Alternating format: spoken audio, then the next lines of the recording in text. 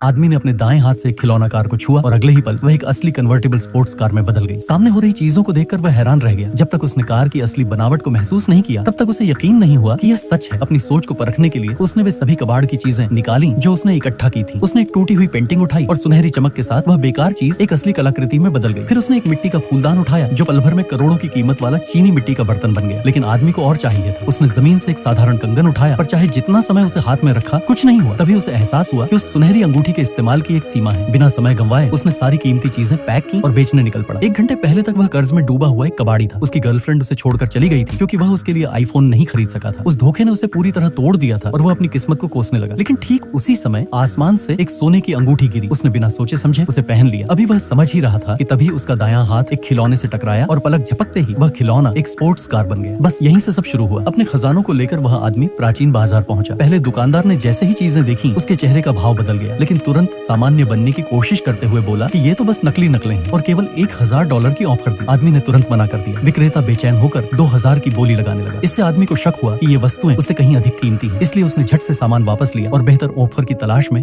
आगे बढ़ गया। जल्द ही वह एक और दुकान पहुंचा जहां मालिक ने चीजों को देखते ही धीरे से पास आकर $1000 की पेशकश कर दी। तभी एक अमीर औरत ने बातचीत सुन ली और तुरंत $10,000 की बोली लगा दी। आदमी ने तुरंत पेंटिंग उसे सौंप दी। पेंटिंग